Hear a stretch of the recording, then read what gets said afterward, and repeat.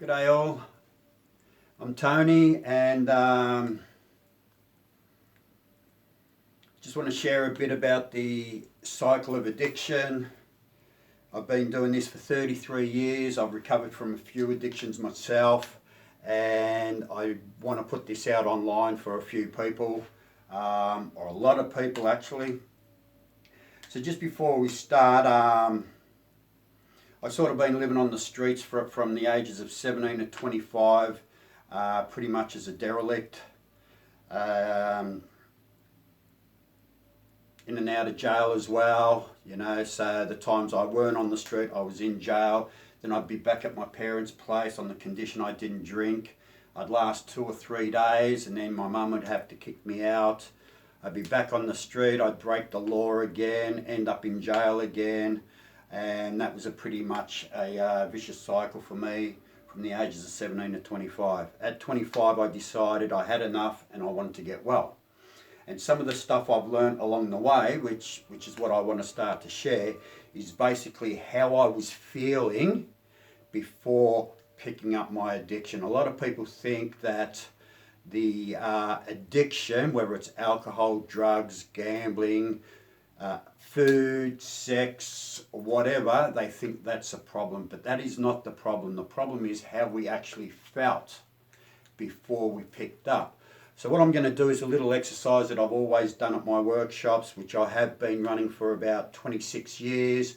I'm bringing them back to the world. And one of the exercises is how I felt before I pick up. So basically, how I felt before picking up. And most of the time I'd be in stages where I would be in fear. So I'd have this fear, I'd have resentments, resentments. The word resentment in Latin means to re-feel. So I would replay things in my consciousness and I would re-feel the emotional pain, therefore creating a resentment. So I'd have this resentment. If you want anger,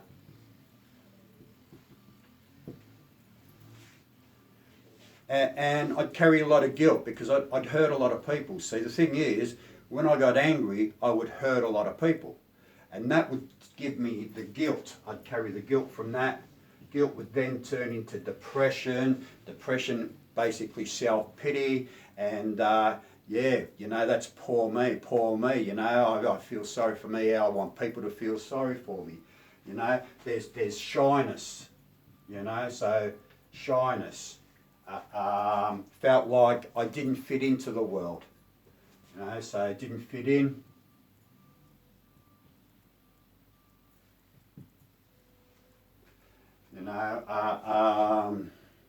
And the list goes on and on and on. You can say I was sad,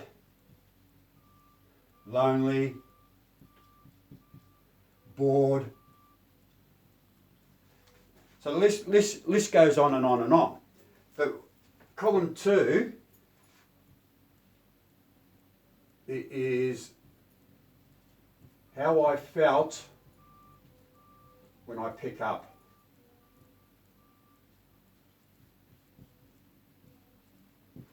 And what you end up with is pretty much the opposite. I was no longer frightened, I had courage. Where I was full of resentment and anger, right, I was more forgiving when I picked up. Where I had the guilt, when I pick up, I was innocent. The shyness, right, gave me confidence. Where I didn't fit in, I now fit in. Where I was sad, I was happy. Lonely, I now had companionship. Bored, I was no longer bored, I had things to do, whatever the opposite is, busy. So as you can see, here's my problem, right, is how I felt before I actually picked up, right? My drug of choice, no matter what it is, became my solution because it gave me the opposite feeling. But when I get to the end of it,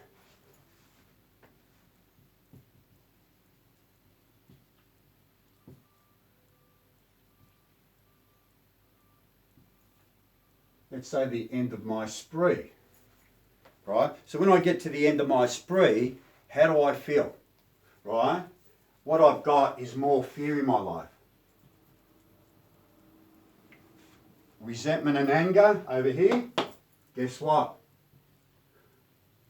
I got resentment and anger again.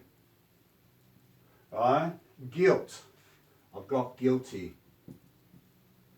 So more guilt. I'm shy again. I don't fit in again. I'm sad again. I'm lonely again. I'm bored again. You know, and we can add some things in there. How about suicidal? How about derelict? How about divorced? How about unemployed?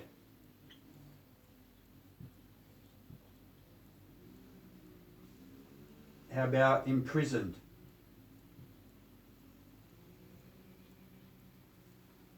Whether physically or mentally or spiritually. So as you can see, here's our problem over here. How we felt before we actually picked up the addiction. Here's our solution, the addiction itself. But the thing is, the addiction itself has brought the problem back, which is column 1, 1,000 times worse. Okay, so in order to understand and break what's going on, which I'm going to show now,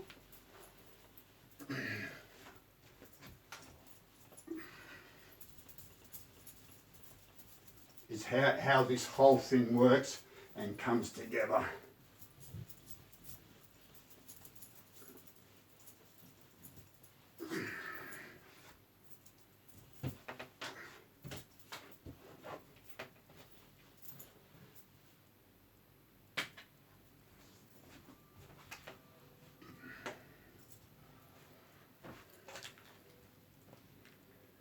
So what happens when we're actually with either resentments or anger,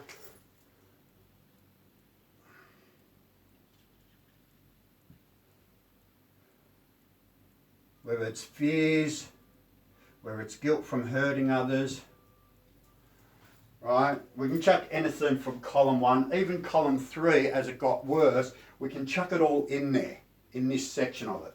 But what happens, this makes us into a state where we become restless, irritable, and discontented. And when we're at that stage where we're restless, irritable, discontented, the mind comes in with a thought. And we get this thought of our addiction.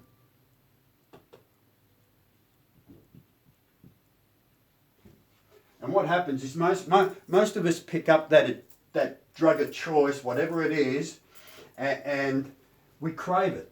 So we pick it up, then we trigger a craving.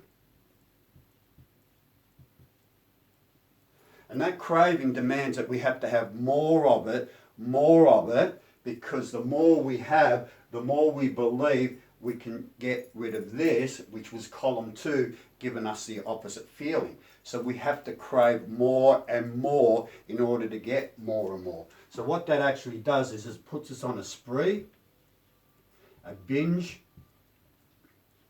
or a bender. Whatever you want to call them, makes no difference. But this is spree, binge, bender is where we stuff up, right? We end up coming out with more resentment.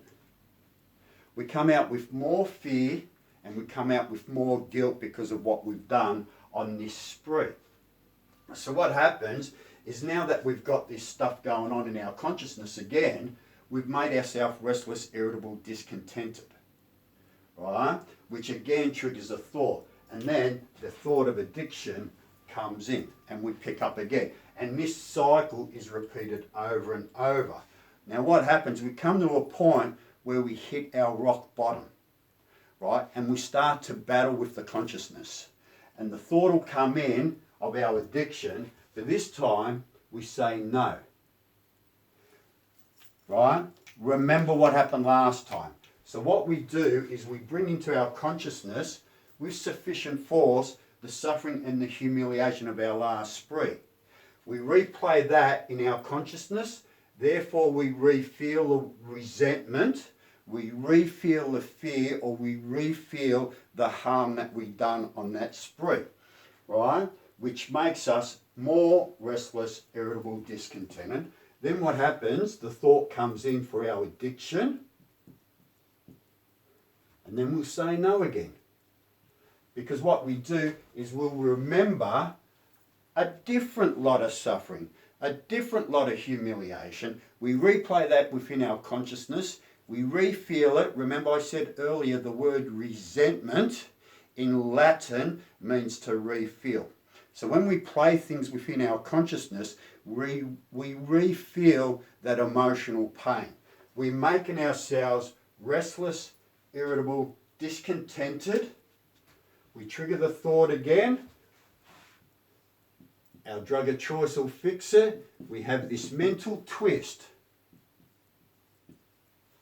right, where the mind forgets.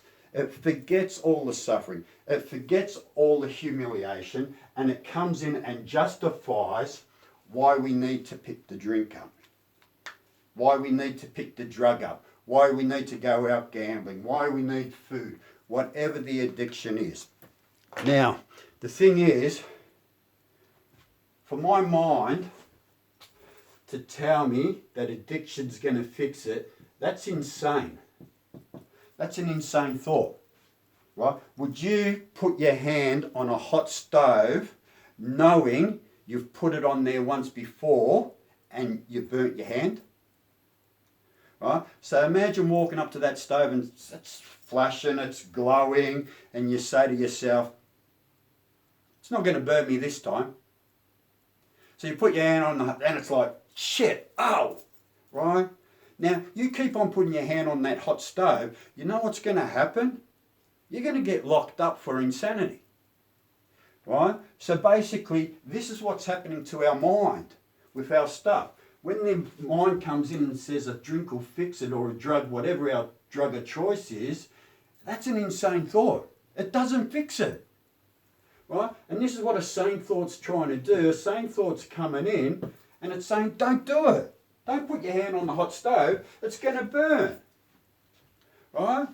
But we replay it and we re-feel it. So we're making ourselves sick at dis-ease. This is the disease that we suffer. We come through, insane thought comes in, says our addiction, whatever it is we pick up, we'll fix it. A sane thought comes in and says, no, don't do it. Text is gone. Right, so a sane thought comes in, says, don't do it. Remember what happened last time. Don't put your hand on the hot stove, it's going to burn. Right? Insane thought comes in. Down here, the insane thought wins out. Right? And the reason I like to put 3 up there, right? You can have 20 thoughts in a day. You can have 2 thoughts. You can have 1 thought. Right? No matter what happens, we end up succumbing to that desire. We end up picking up that drug of choice, whatever it is. So we succumb to the desire again. We trigger the craving. We need more and more and more. We go on a spree, the binge, the bender. We come out carrying more resentments, more fears, more guilt, more shame, more remorse. Right? We make ourselves restless, irritable, discontented, right, by living with it in our conscience, and then we need to drown it out. Right? Now this is hell. I've lived it. This is a cycle. Within myself, I probably broke 1,000 times. I've worked with 80 people, one-on-one basis, over a 3-week period to break this, right? And if each one had 1,000 cycles themselves, that's 80,000 cycles that I've broken within the people I've worked with, right? Now, in the Bible, I know the Bible's going to scare a lot of people, right? But, you know, that's up to them. If God chases you out, or the Bible chases you away from recovery, you're not meant to be in recovery, right? And either way, your addiction's going to chase you back in. So it makes no difference, because this is damned if you do and damned if you don't, right? So in the Bible it says, why do I do what I don't want to do, and what I want to do, I don't do it. If I'm doing what I don't want to do, and what I want to do, I don't do it, it is no longer I who doeth, but the sin that dwells inside. Okay, so that's the unmanageability of our mind, right? Our mind is unmanageable, and it brings us to the point of addiction. So I like to say this is the devil's hand. And this is where he drags you to hell. Okay? So basically, people need to be able to, and they've got to do it properly. Trust me, they've got to do this properly. I've seen people die trying to work this all out. Right? I've seen people deny it. Right? And I've got a lot of friends that will tell you exactly the same thing. This is what we're playing around with. This is what we need to fix. Right? And there's a proper way to do it. We have to look at our resentments. We have to look at the fears. And we have to look at all the harms that we've done to people. Because these are defects in each person's character. Now, the opposite of resentment and anger is forgiveness. Remember, column 2, the opposite of fear is courage or faith.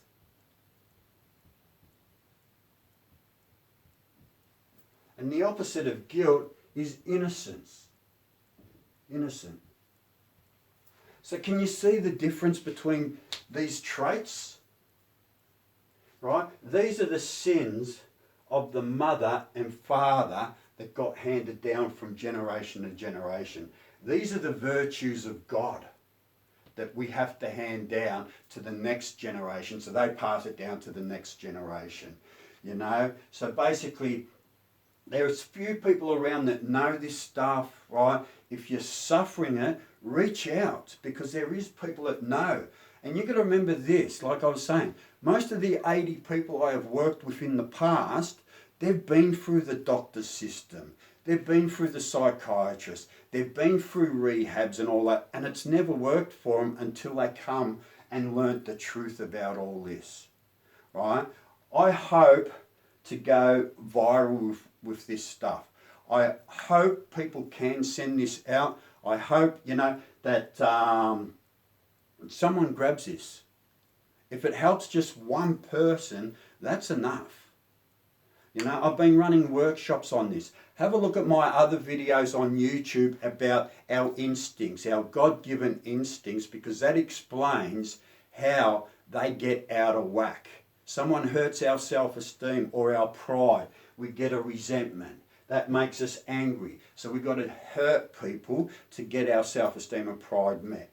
Not realising that all we're doing is making ourselves restless, irritable, discontented, setting ourselves up for a fall. Right? Personal relationships. Someone interferes with a personal relationship. That fear of losing that person creates a resentment, which makes a person angry, which makes them harm people to be and end up restless, irritable, discontented, end up going through this cycle of addiction again.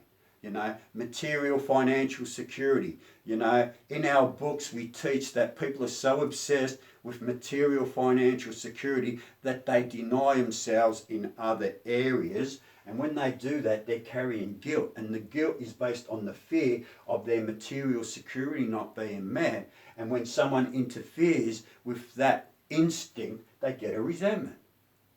And then they've got to hurt people, making themselves restless, irritable, discontented because they're carrying the guilt, right? Emotional security. People think emotional security is emotional pain. It's not. Emotional security is dependency. Some are overly dependent on others, and some want to dominate others, right? And it's all for self-esteem and pride. And what leads to the 7 deadly sins? Pride heads the list of the 7 deadly sins. Anyway, if anybody needs to understand this a little bit more, please reach out, right? I'm going to be posting this on Facebook. It's going to be posted on YouTube with my other YouTube stuff. I've been doing a couple of talks the last couple of days in group environments.